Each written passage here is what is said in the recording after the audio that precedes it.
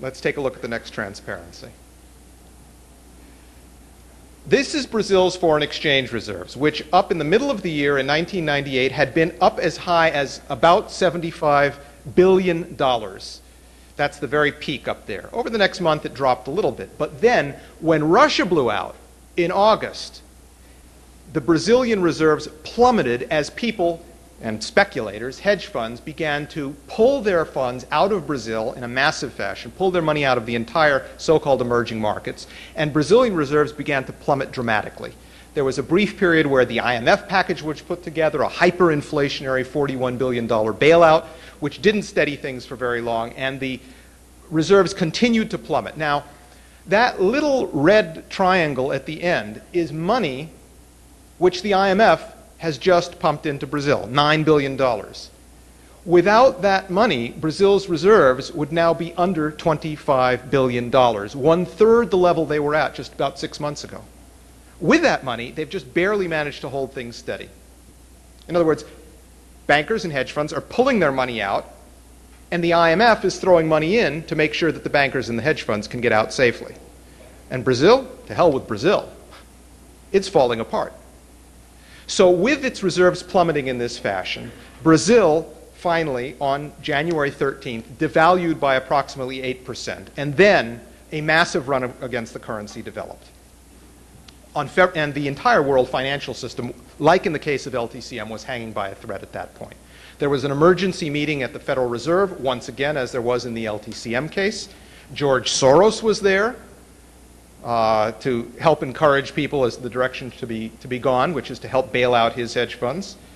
There was significant discussion there and in the subsequent Davos meeting of forcing Brazil to establish a currency board, which is to say, don't you worry about a thing, honey.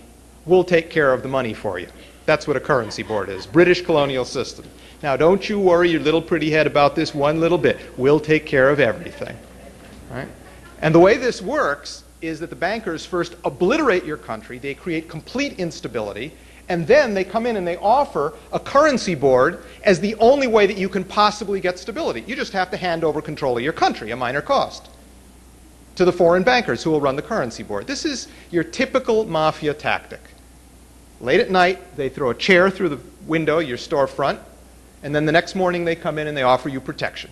We got a currency board for you. Wouldn't you like it? With a big smile on their face. And this is what they did in Indonesia, this is what they did in Russia, and this is what they're now trying to do in Brazil. So watch this currency board business. Now, what has happened in Brazil over the course of January? And I want to look at this almost in slow motion, because this really tells you what bankers' arithmetic is all about. This is like a slow motion picture of bankers' arithmetic. Now, watch closely, keep your hand on your wallet, and this is how it works. Next slide. Okay. Now, we've frequently talked about bankers' arithmetic. Many of you have seen this in our publications. This is the case of Brazil. This is Brazil's situation from 1980 to 1998. Now, the red curve is the total official foreign debt of Brazil. In 1980, it was $72 billion. Over the course of the next 19 years, from 1980 to 1998, Brazil paid $146 billion in interest payments alone. In other words, almost twice the original principal. And yet at the end of that period, after paying in interest alone almost twice what they owed $231 billion, 3 times as much as the original debt. So, in bankers' arithmetic, 72 minus 146 is equal to 231.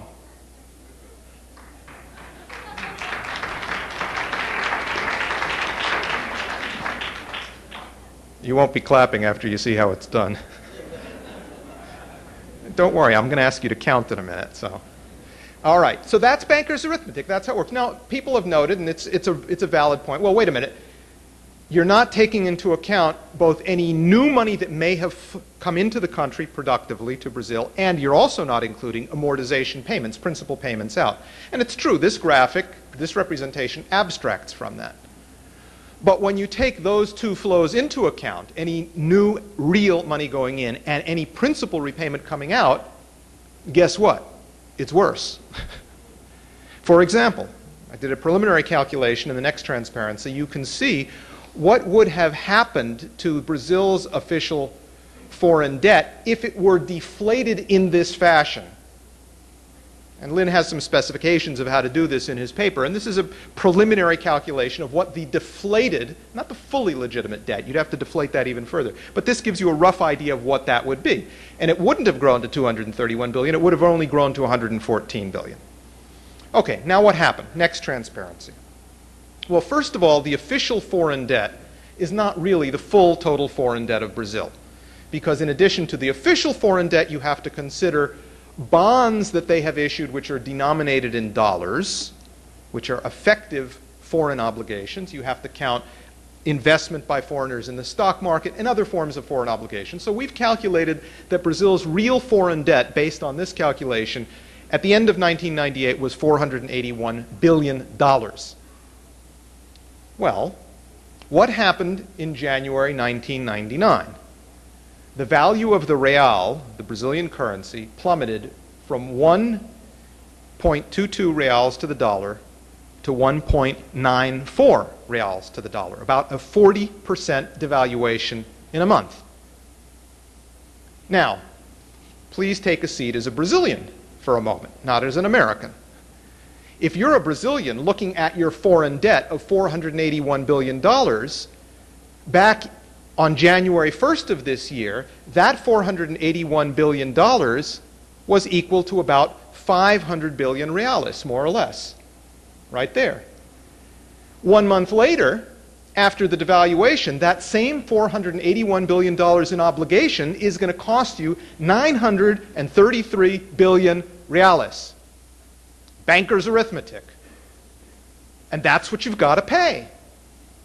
They lend you in dollars, you want to go back and pay at the original exchange rate, they say, oh no, I'm sorry. Don't you know? The real has been devalued. What do you mean the real has been devalued? How could that be? The real can't be devalued just like that. You say, of course, don't you understand? Markets rule the world. You obviously have not studied economics at Harvard. And there you are, not having studied at Harvard, and your debt has just doubled.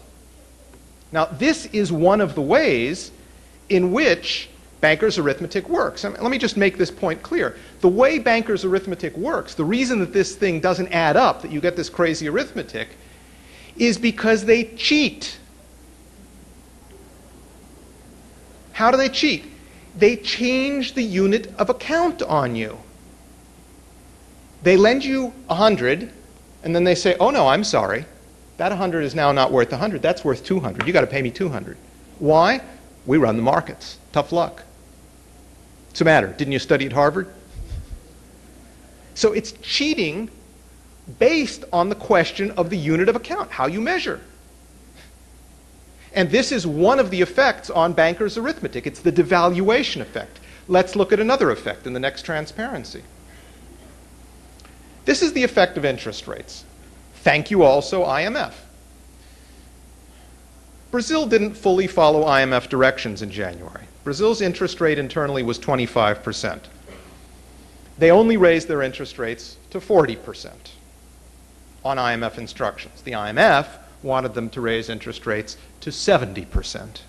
But so far they haven't done that. But by raising interest rates domestically from 25 to 40%, the treasury bonds which they had issued prior to that changed in terms of what they were costing the government. How?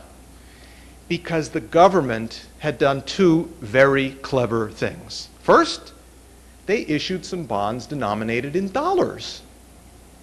Why did they issue bonds denominated in dollars? Because they were trying to convince the market that they would never, ever, ever devalue.